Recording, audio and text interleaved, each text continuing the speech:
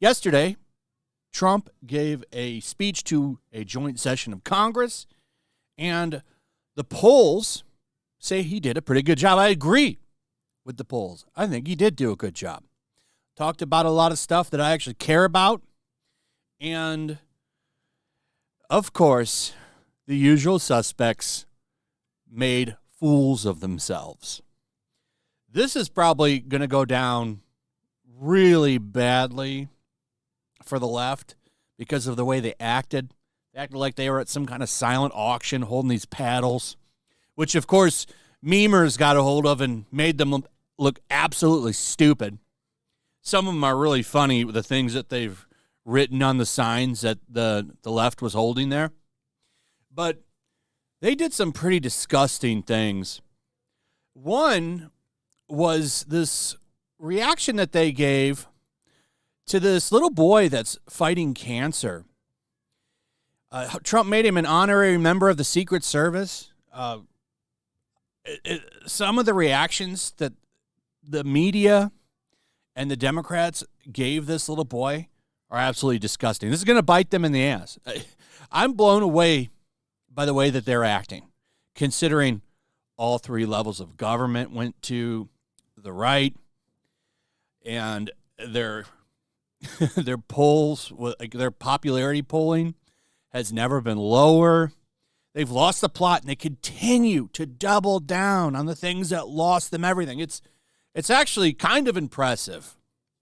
But I was truly disgusted by this.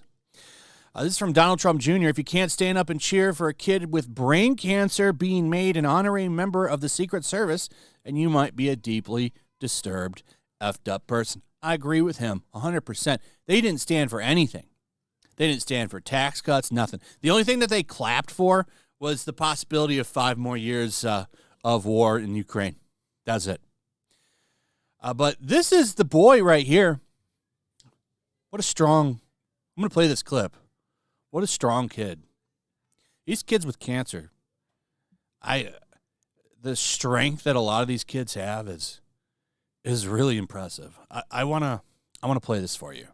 And then I'm going to show you the eye rolling that some of the Democrats got caught doing. They rolled their eyes at this kid. But you want to know the craziest part? Because my mom bathes me and my brothers all together. And out of nowhere, I locked up. And then my dad was calling my name, and I started going to the slow thing. And he said, "Stop playing with me." And I then I started to act, I ain't gonna lie, I started to act slow. And then as soon as he said that, we was speeding all the way, running lights, going to the hospital. And then next thing you know, I was seizing on the table. They said, "No, we gonna have to go in his brain tonight." Ever since then, I had 13 brain surgeries, and that's how many times my personality has changed. And that's something that you don't hear from a terminally ill child. They had 5 months to live. I'm gonna keep on going until my gas tanks run out. And that's when God calls you home. You never know when God's gonna call you home. I wouldn't be here if it wasn't for my dad. And I know he's pretty proud of me, and I'm pretty proud of him too. And I'd like to thank President Trump, because if it wasn't for him, I wouldn't be here today. What a kid. To hear him say, 13 brain surgeries and talking about his personality change every time. What a strong kid. So they honored him there. You know why they don't like this is because it shows that, he's not this nasty person that they try to paint him as. But I can tell you what, pretty easy to catch evidence of these people being some nasty asses. So Debbie Weiserman Schultz and this other one right here, these are the reactions of them acting like clowns, rolling their eyes to this little kid. Absolutely disgusting. Absolutely disgusting. This probably pissed me off the most. I was furious. I can't believe they did it, to be honest. What is wrong with you? Oh, to own Trump. We got to own Trump. We got to own him. Here's some media reactions. Watch some of these. It's mind-blowing. So now they're saying, I hope he doesn't get sued. from defending the Capitol.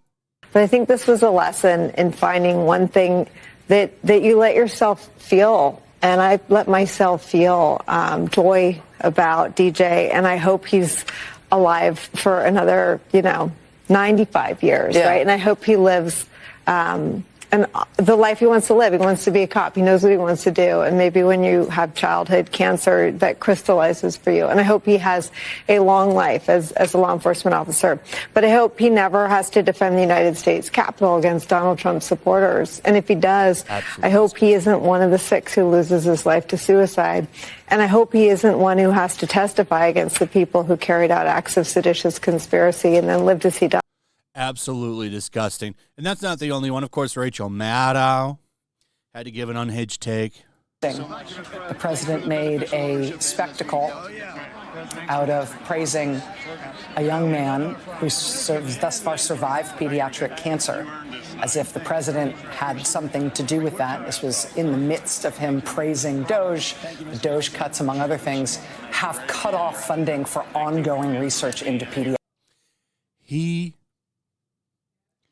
was just trying to make the kid happy. And what a great moment it probably was for the kid. Honorary Secret Service member. But no, it has to be trashed. It has to be made fun of. It has to be mocked because they hate him that much. Absolutely disgusting. They looked like fools last night. They really did. They looked like fools last night. And it's going to continue to get worse. It's going to continue to get a lot worse. They did a lot of really weird shit yesterday. Like, there was a bunch of videos. They all had the same messaging, almost word for word. A bunch of people from Congress putting out the same video. There's a good meme of that going around. But I wanted to show you this. So, they're mad that he paid respects to the victims of the border crisis. I mean, what? Who is giving them this playbook? Pretty awful.